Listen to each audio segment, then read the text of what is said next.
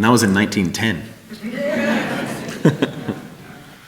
That book that the reading comes from is called The Revolutionary Function of the Modern Church.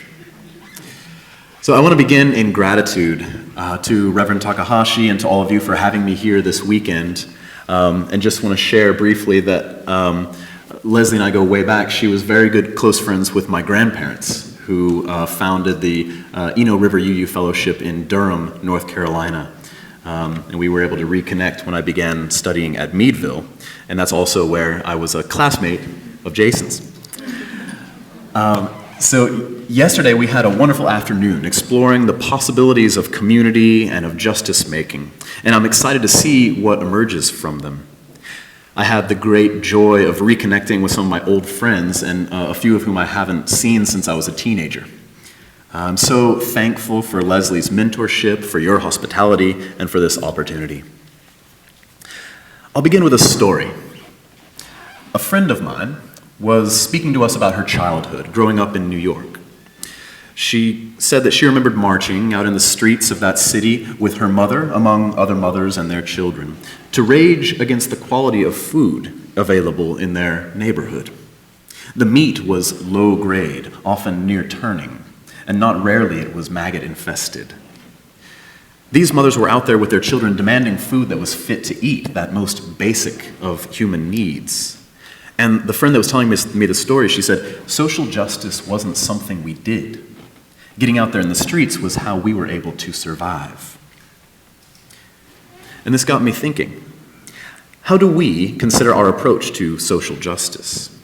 Is it another thing we do? Another program among many? Is it an added obligation in our lives? An extra thing, an aside, something we do for other people, always for other people?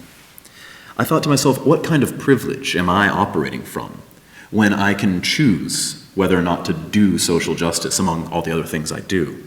It's a privileged choice. For my friend who grew up in New York, struggling for justice was the only way to get by.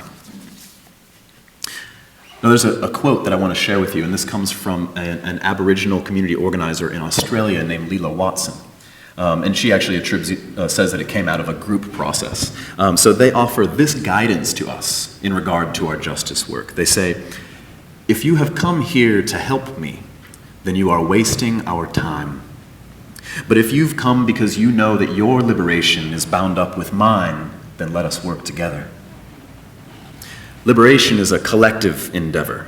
We're all interconnected. It's in all of our interest. For we know that when any are enslaved, none are free. We know that, as Martin Luther King said, that injustice anywhere is a threat to justice everywhere. We are bound together in this. When humanity and dignity is denied to some, we are all made less human. So what I'd like to talk about this morning is a shift in mindset, a shift from the doing of social justice, to being the incarnation of social justice. And in the reading you just heard, Reverend John Haynes Holmes challenged us to make religion coincident with life. We style ourselves as a justice-seeking community, a community that incarnates love and compassion in the world. Yes? Yes? Another way of saying what Reverend Holmes spoke about is that our task is to give life the shape of justice. And the place to start in giving life the shape of justice, is with who we are, with our very identity. To know how to be in the world, we have to know what our purpose is, why we exist. We got to know who we are to know how we should be. Does that make sense? Okay, so let's take our congregations and ask ourselves, why do we exist? What's the point? What purpose do we serve? What responsibility do we have to each other and to the world? What do we exist for? Oh, really, does anybody know?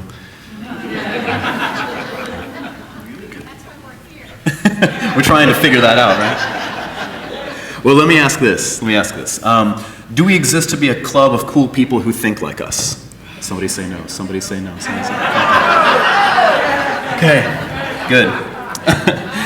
Is our purpose in existing, then, to grow this community alone?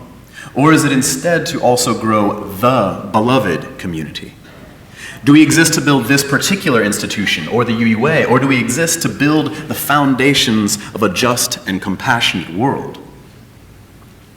While we grapple with that question of our purpose for existing, let's take a look at where we are, at the religious landscape, if you will.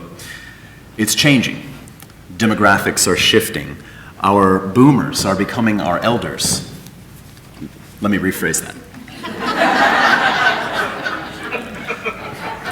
Our beloved boomers are becoming our wise and ever so needed elders. Better? Better? Okay. More and more people out there, especially the young ones, are calling themselves spiritual but not religious, and that resonates with many of us too. Do you know what the fastest growing religious group in the country is today? Nuns. The nuns, the N-O-N-E-S, the non-affiliated. And looking a little closer to home, there was a report that came out from the Pew Foundation, which studies this sort of thing, that shows that over 600,000 people in the United States identify as Unitarian Universalist, which is cool, but it's also kind of weird because only about 150,000 of them are members of our congregations. Huh. How do we respond to that? I'll propose that we'll have an easier time in responding to the world of today if we hold to that sacred purpose, that we have a broader goal, a broader vision, a vision that we exist to make the world whole and reconciled. And that vision is shared by a great many people beyond our walls. Let me ask you this. Who in here has a friend that they've described this way? Well, they don't go to church, but they're pretty much a UU. Everybody, you have that friend, don't you? I grew up being very active in YRUU, which is Young Religious Unitarian Universalists. And some of my greatest and most enduring relationships to this day were created there in youth group. But today, more than 90% of my friends aren't connected to congregations. They're gone. And most still identify as UU, but they're just not here. They're still our people, I believe, and we're still theirs. I have a friend who's a minister in Chicago named Seth, and he talks about Unitarian Universalism like this. He says, you know, we're open-minded religion, and we celebrate freedom of conscience, and we draw from many sources and come as you are, and you are welcome here, and there's no creeds, and we commit to this process of truth and meaning with one another, but we're going to need you to do it on Sunday morning, and we're going to need you to sing these hymns. It's kind of incongruous. So I'm here this Sunday morning singing hymns because I love it. I'm guessing you do too. I love it because it's life-giving. I love it because it's rejuvenating, because it's beautiful, because it makes me feel grounded and connected. But it's not the only way. The type of churches that we have now can be called attractional. What we do is we create a beautiful, loving community like this one, and then we invite other people to make it their home too. We seek to attract them, and this is a wonderful thing. Well, allow me to tell you of another wonderful thing, and that is the missional approach. And that's instead of only asking people to come to us, a missional community goes to them. We place ourselves in the community, building relationships there. And I can illustrate an example of how important this missional approach is.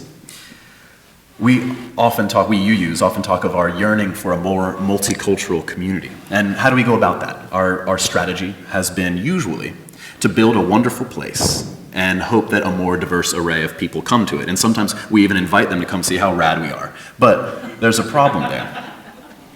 Doing it this way puts 100% of the risk on other people to come to us, to show up, to try us out, to come see that we're totally awesome.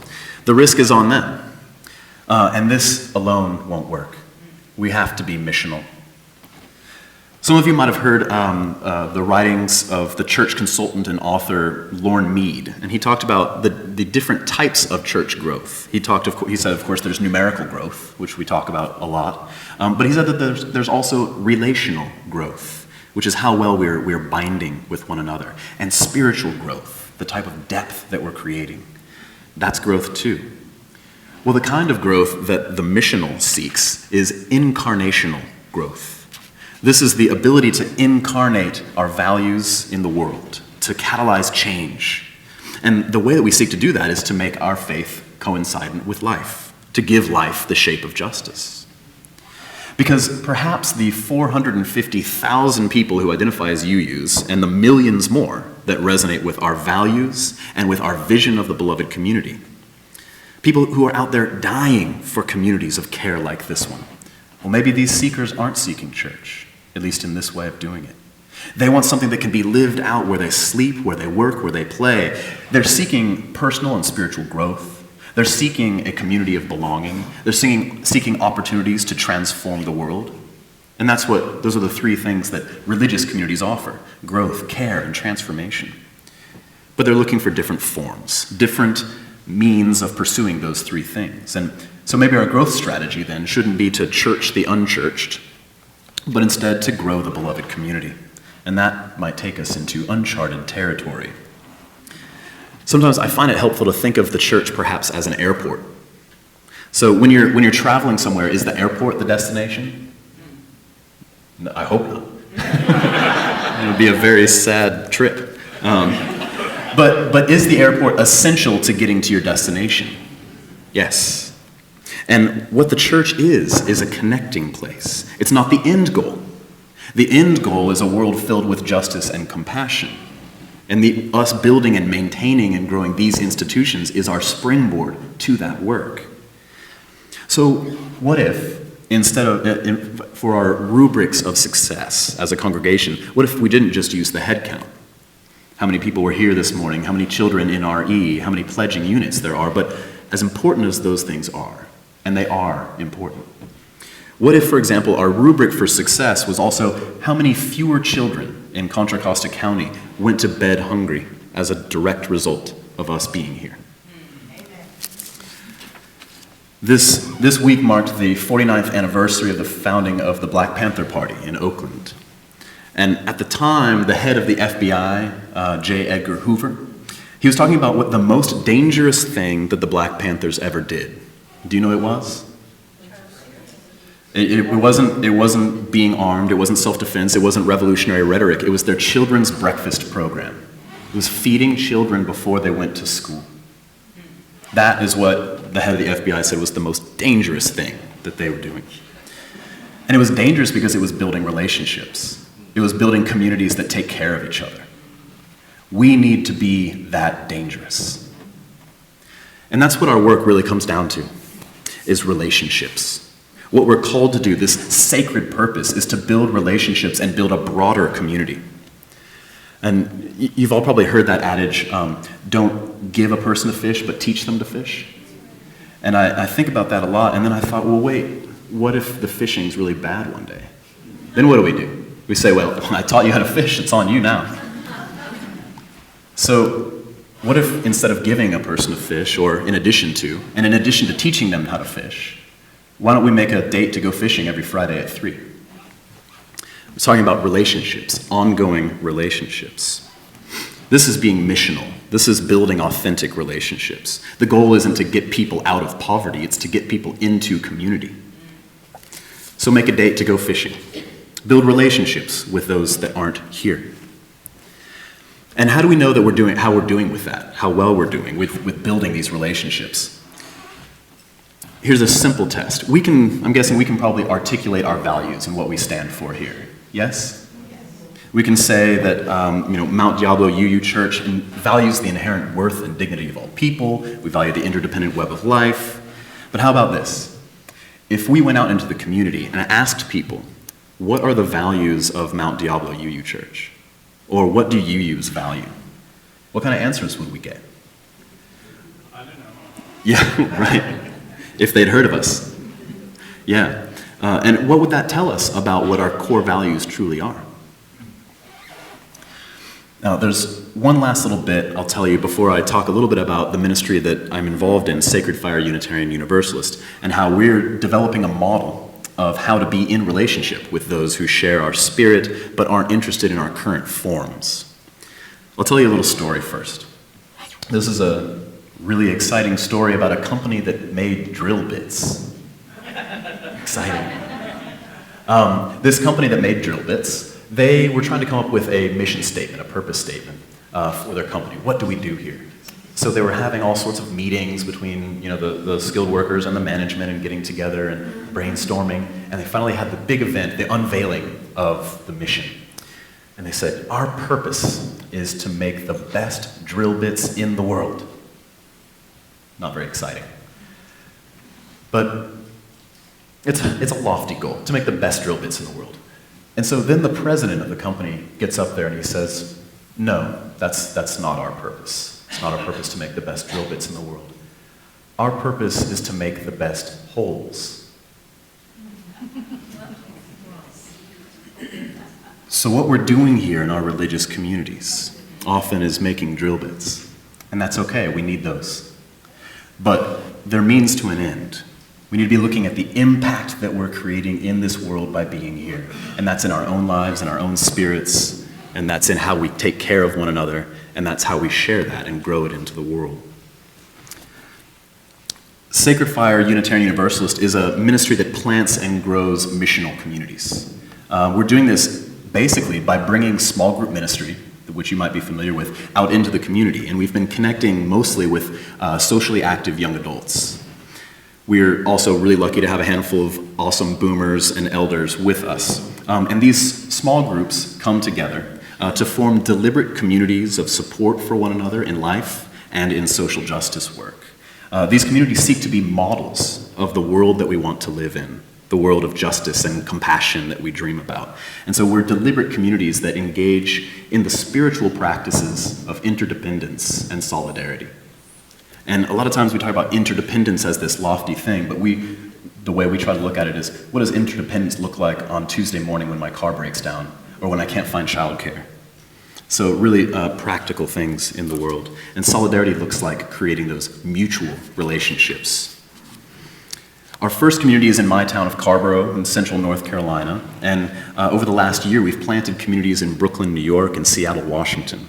In our workshop yesterday, we explored the possibilities of starting a fourth community here in the Bay Area. And this is our way of bringing us into relationship with all those who are out there. And for this work, we of course need resources and support.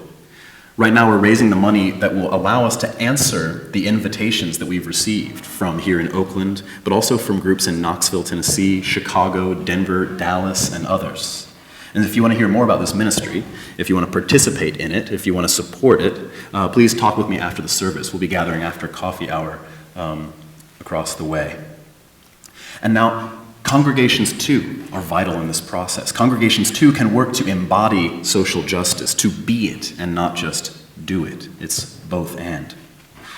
Our congregations can be models of change in the world, and it's happened before, even in our own tradition.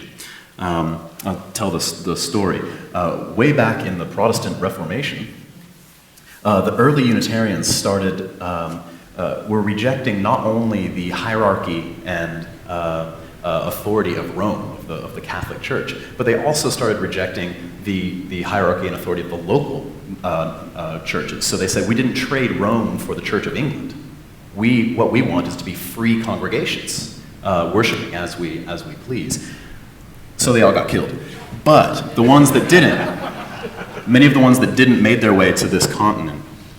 And they became known as the Congregationalists. And they were known as that because they made their own decisions, largely, in their congregations, and they elected their own leadership. It was a radical thing back then. And they'd been doing this for about 200 years until the American Revolution. And the story is that these congregations actually served as the model for what society could look like, and were the inspiration for the revolution. They said, look here, we make our own decisions in our religious communities, and it works. We elect our own leaders, and it works. Why is society not like that? So we have this legacy of modeling the world that we dream about, and then bringing those models out into the world. And I think this is really what Gandhi meant when he said to be the change you wish to see. We normally think of that in individual terms, but we need to change our own hearts. I think that we need to come to think of it in collective terms, and that we ourselves in community become the change we dream about. This involves expanding the bandwidth of what forms we take. It involves a missional approach. It requires us to go to them.